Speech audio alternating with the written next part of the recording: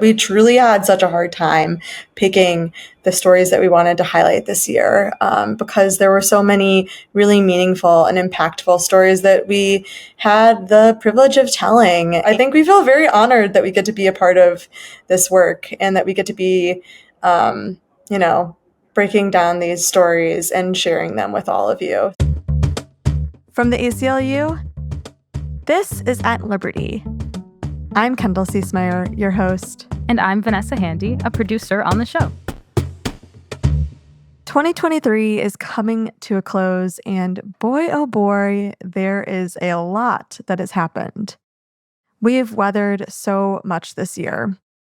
We continue at the ACLU to fight for civil rights and civil liberties all across the country, including prying open every opportunity for abortion access and reproductive health care in the aftermath of the overturn of Roe.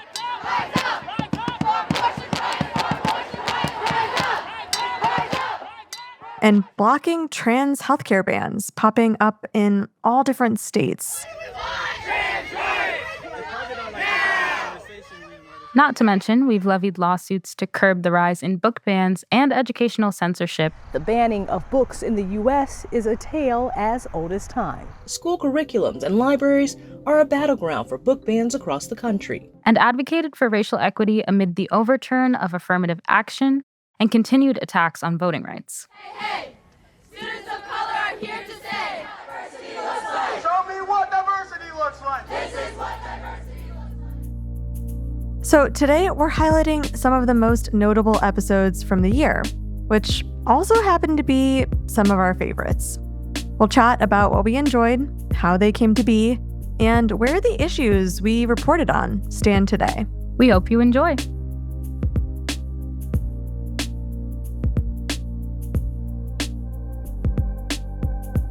Okay, I want to start off by talking about the episode I enjoyed the most from this past year. If I had to pick a favorite, it was my favorite. We released it at the very beginning of June, and it's called Let Trans Kids Speak for Themselves. In a year of an unprecedented 452 anti-LGBTQ bills in the U.S. this legislative session, a significant portion of those, 118 of them, were attacking trans kids specifically. We've covered this surge in a variety of ways this year, but I felt most passionate about highlighting the voices of trans kids specifically and to hear from them just forthright.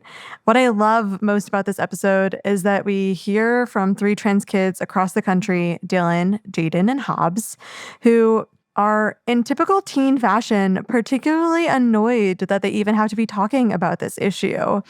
I want to play one clip from Dylan where he cites all that has changed since he's received gender-affirming care. And I love this clip because I think it really shows the transformative nature of being able to access healthcare that you need and the freedom that can come with listening to trans kids and respecting their own self-determination. So this is Dylan. Dylan, you're a named plaintiff in the Arkansas case that the ACLU is arguing, Brandt versus Rutledge, to fight for gender-affirming healthcare. What has gender-affirming healthcare looked like for you? What does it mean to you? And what do you want these people who are trying to ban it? What do you want them to know? It has been a life-saving thing for me. And I mean, I started testosterone in 2020, August of 2020. I started, and it's been almost 3 years, and I have been the happiest person I think I've ever been. I've seen so many changes with myself, not only physical, but like mentally and emotionally. I've just become a better person and grown as a person since then. And I talk about this all the time with the lawsuit. Like, I've been able to put myself out there more. I would never be doing this 3 years ago. It wouldn't happen. There's no way. I was so concerned with the way that other people saw me and the way that I saw myself, that the even thought of even going out was not an option. It was not a possibility in my mind. Now my mom probably hates it, but I'm never home. I'm never home. I go out with my friends all the time. I went to prom this year as a last minute decision, was able to find a suit and go and feel so comfortable. I felt good. It was just one of those things where I put that on and I was like, wow, like this feels good. This feels nice. And so for the adults that are trying to take this away, they don't see how good I'm doing now because they didn't see me before. Not that they're even seeing me now, really. They don't know who I am. What listening to this always reminds me is that it's really very simple. And I think we as adults like to make this all really complicated, specifically how we talk about trans people in the national dialogue, in media, and in politics. It was so refreshing to just cut through the noise and hear about how Dylan's life has changed from Dylan.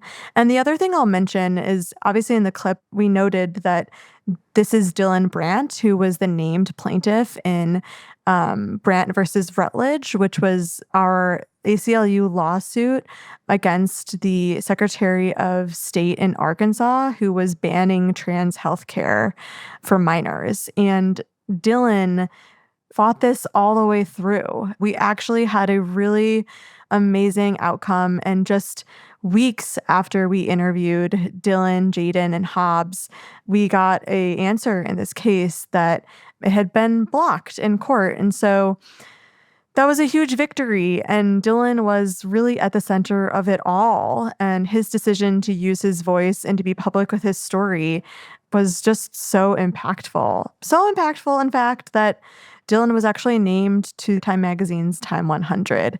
And it was really awesome to see Dylan and his mom come to New York and celebrate as they deserve.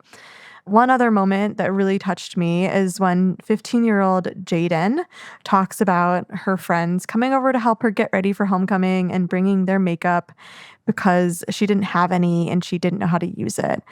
Jaden said, they made sure that I felt pretty and they made sure I was confident in the way that I looked because they just cared about me. The power of kindness, Vanessa.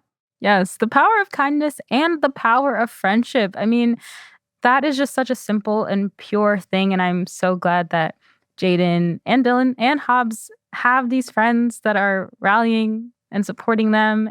We are hearing about attacks on the trans community and bans to gender affirming healthcare. And yet we have these moments of lightness where someone gets to learn how to do their makeup. I mean, it's just so beautiful, and it really warms my heart to hear that they are getting to have these moments amid a very hard time for the trans community. I really enjoyed this conversation. I got to speak with the three of them before we had this conversation all together as a group. And even the community that they wanted to establish between the three of them was so endearing and wonderful because they're in their communities, they might not be having these conversations with their peers. They might not be around a bunch of other trans kids. And so it was really cool to see the community that they even could build within the scope of a conversation. We're definitely going to dive more into the new wave of trans healthcare bans in the new year.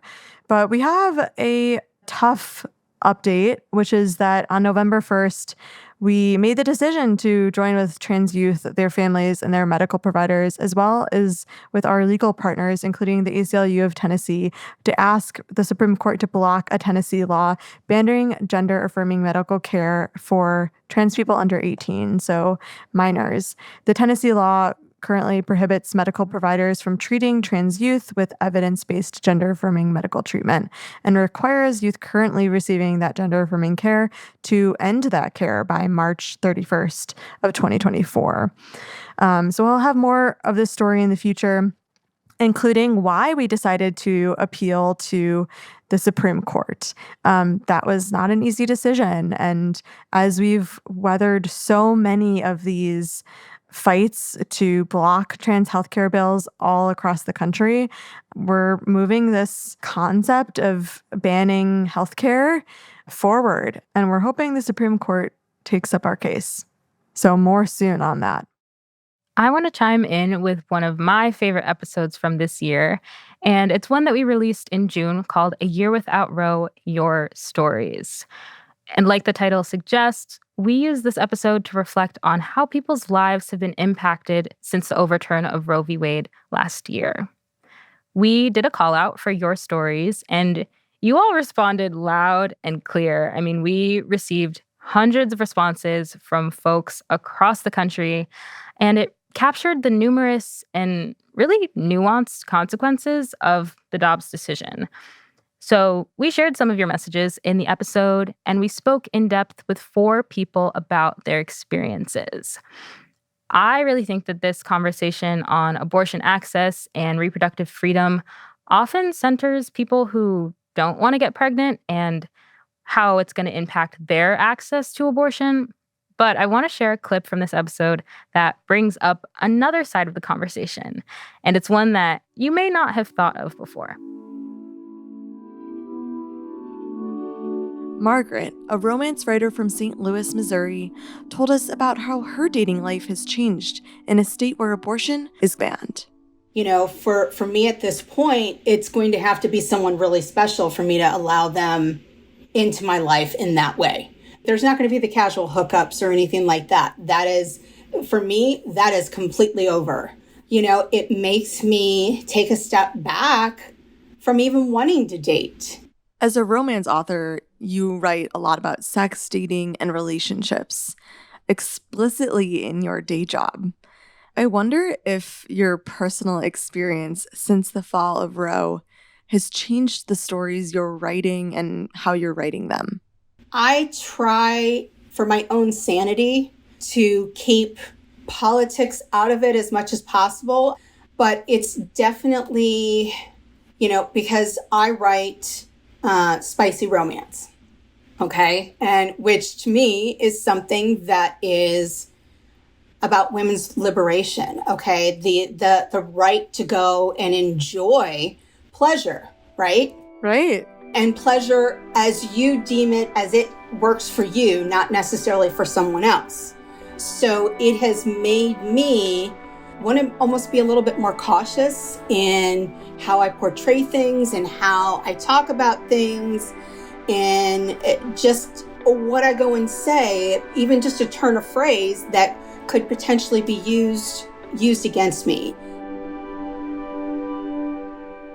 I think that the points about dating and sex are something that so many of us are thinking about in this time, but it often goes unspoken. So I personally appreciate Margaret's transparency and her realness. But what I love most about this episode is how different everyone's stories were. In the interviews and the responses that we got, we heard about impacts on the healthcare profession, access to gender-affirming care, the experience of pregnancy and family planning, and so much more. And even though every story we heard was unique, I think that all of them showed just how complicated and stressful it's been to contend with the overturn of Roe.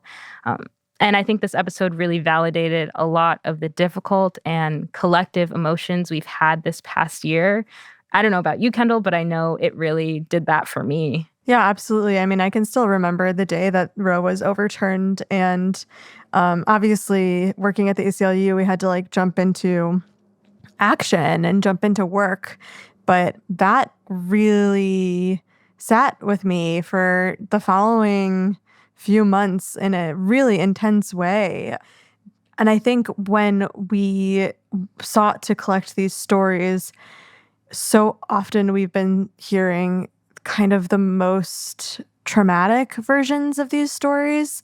But Definitely. what was so illuminating was the mental weight that so many people and how pervasive that mental weight was that so many people are carrying in the more quotidian ways that it's impacting our everyday life. So I agree with you, Vanessa. For sure. And I got the overwhelming sense from everyone that we talked to that people really appreciated even just having the space to talk about this Yeah. and kind of feel some catharsis through this episode. I will add that in the midst of like some of these harder conversations, Margaret was so hilarious. Oh my gosh, yes. And that's just like a little behind the scenes thing is that I think I started crying because I was laughing so hard because Margaret kept banging on the table in front of her, which, you know, for audio's sake, that's not something that we can really do anything with. So I would have to stop and say, Margaret, I know you're passionate, but like, you got to stop banging on the table. Yeah, it was a moment of levity, though, amidst a harder story. I know. And that's part of the reason why I wanted to share that clip. But since this episode aired, we've continued to cover the fight for reproductive freedom and the rights of pregnant people on our show. Back in November, we celebrated a major win in Ohio, where voters passed an amendment to enshrine abortion rights in the state constitution, making it the 7th state to protect abortion access through the ballot box. We also saw voters in Virginia and Pennsylvania vote in favor of pro-abortion majorities in their state governments. So lots of wins all around. That's not something that we can always say. Another issue we've been following very closely is access to medication abortion. The Supreme Court announced that it will hear the case Alliance for Hippocratic Medicine versus FDA, with the potential for serious effects on people's ability to access abortion. Just 18 months after overturning Roe v. Wade, the court agreed to review a decision in a case brought by anti-abortion activists that would make it far more difficult for people nationwide to access mifepristone, a medication used in most abortions in this country today. Mifepristone has been safely used by more than 5 million people to end a pregnancy since it was approved nearly a quarter century ago. And it's part of the gold standard for some miscarriage care.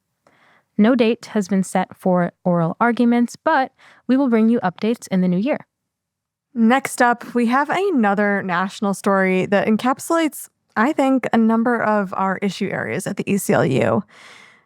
This episode was called Banning TikTok is a Really Bad Idea.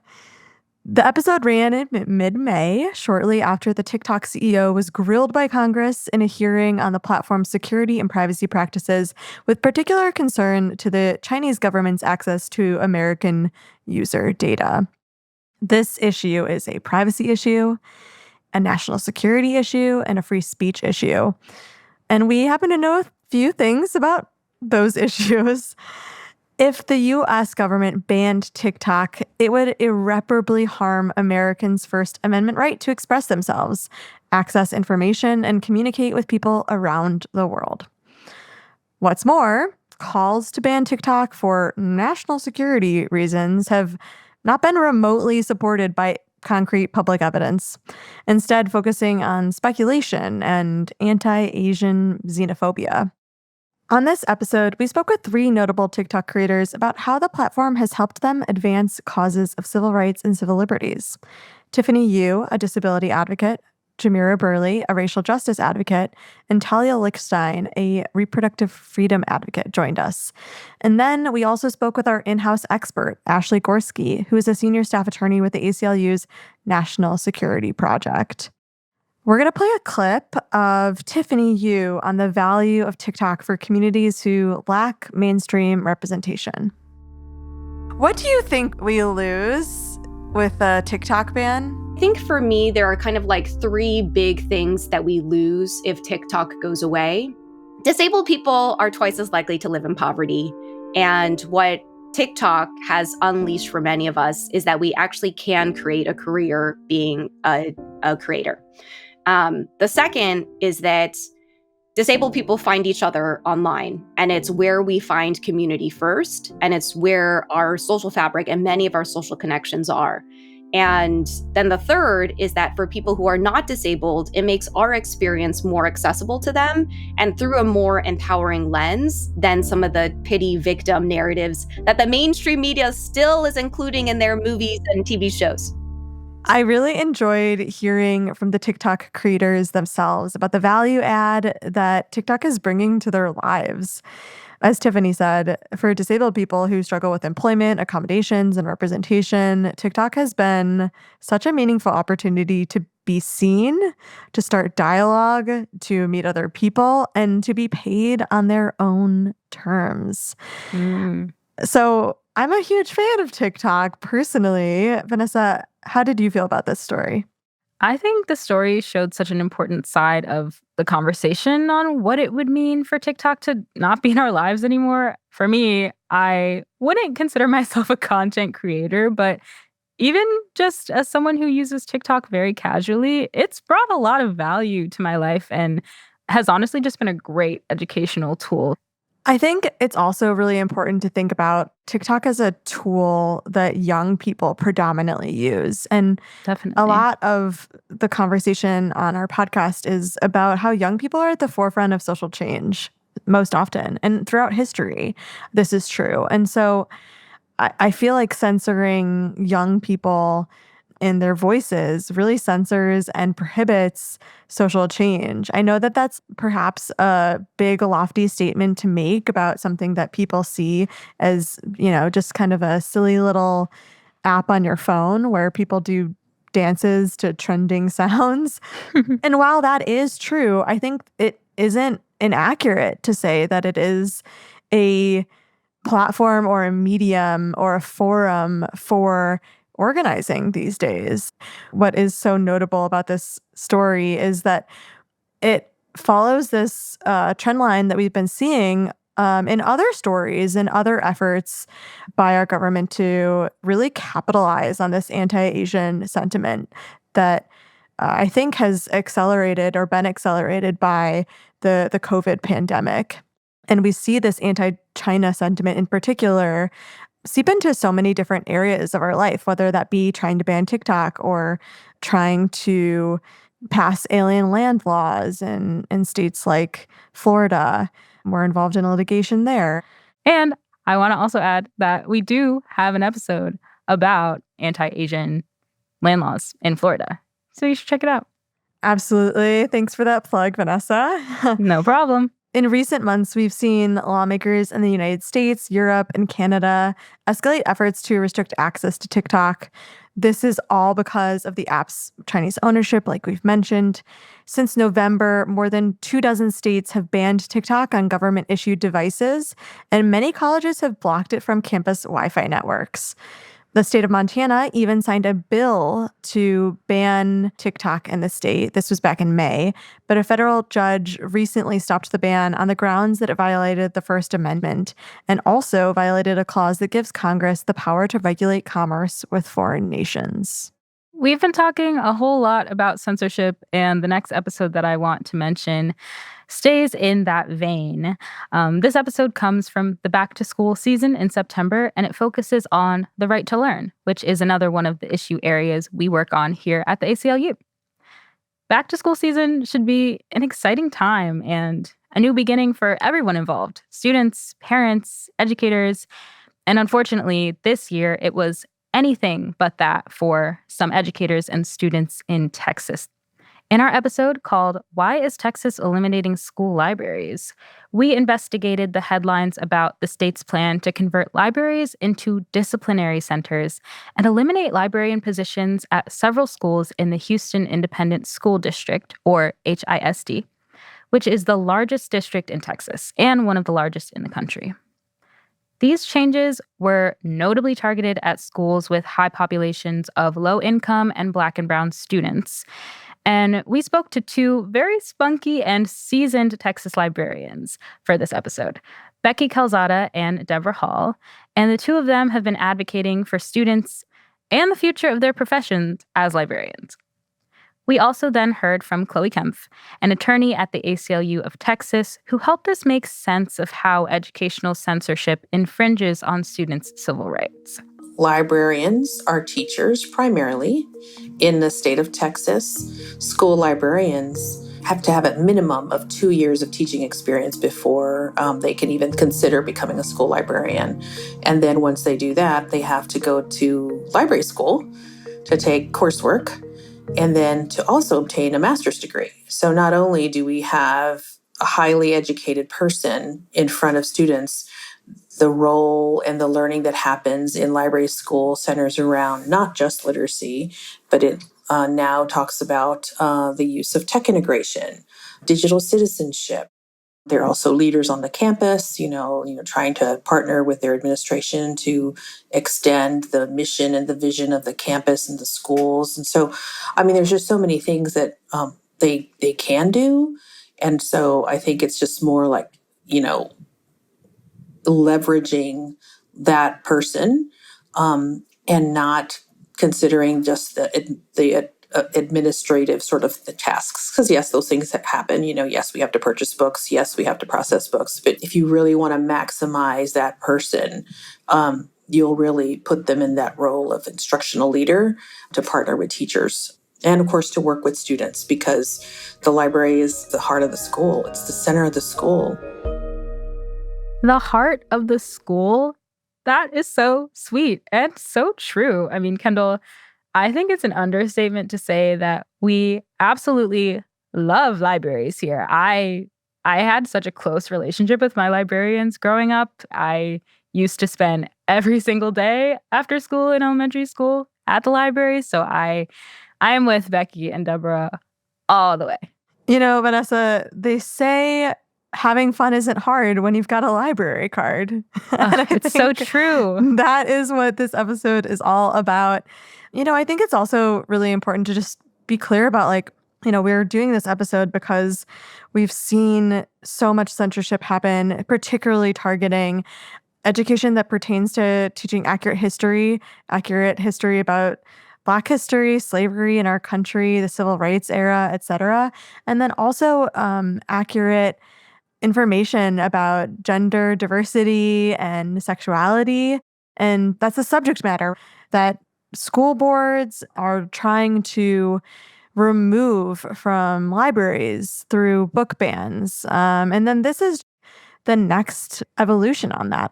Okay, why even have libraries at all? Let's make them discipline centers so we can advance the school to prison pipeline.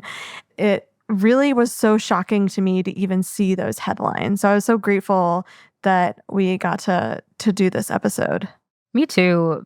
If there's anything I learned from this, it's that the world needs to put more respect on librarians' names, especially in Texas. They're up against so much in that state. If you don't know, Texas is the state with the most banned books in the country. And since we checked in with our librarians, unfortunately, plans to uproot libraries as we know them in the Houston Independent School District have gone into effect.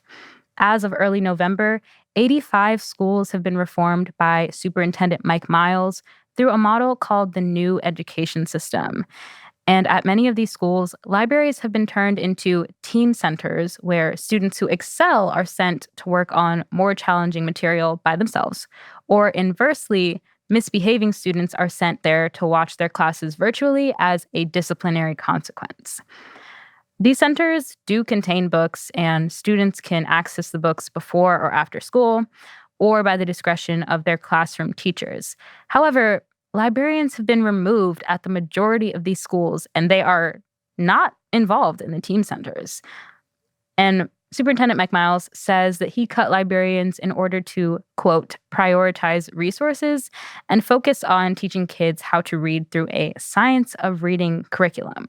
It begs the question, how can students succeed if they don't have librarians with them? But the superintendent plans to expand this model to a total of 150 schools by the 2025-2026 school year. And whether it's in Texas or other states across the nation, we will be watching and continuing to protect students' right to learn at this time. That's right, Vanessa. This has been so fun. We truly had such a hard time picking the stories that we wanted to highlight this year because there were so many really meaningful and impactful stories that we had the privilege of telling. And, you know, obviously our jobs are to document and to help kind of sort through the really troublesome stuff that's happening in our world and in our country specifically. We feel very honored that we get to be a part of this work and that we get to be breaking down these stories and sharing them with all of you. So really appreciate all who listen. And Vanessa, we should do this again. It was so fun to do this with you. I completely agree. It's an honor and a privilege to get to just witness this work and be a part of it. So I don't know, same time next year, maybe? Yeah, absolutely. Absolutely. Thanks so much for listening. If you enjoyed this episode, please subscribe to At Liberty wherever you get your podcasts and rate and review the show. We really appreciate the feedback. Until next week, stay strong. At Liberty is a production of the ACLU, produced by me, Kendall Ciesmeyer, and Vanessa Handy. This episode was edited by folks at Ultraviolet Audio. And now, time for some bloopers.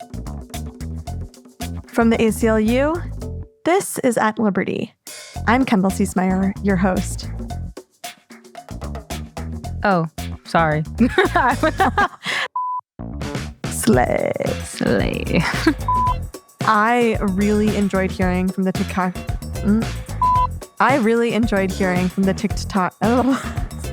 For them to imagine it. Nope. Slay. Slay. Slay. Slay. Tickety-tuckety, don't stop. Okay, right. All right. That should make it in.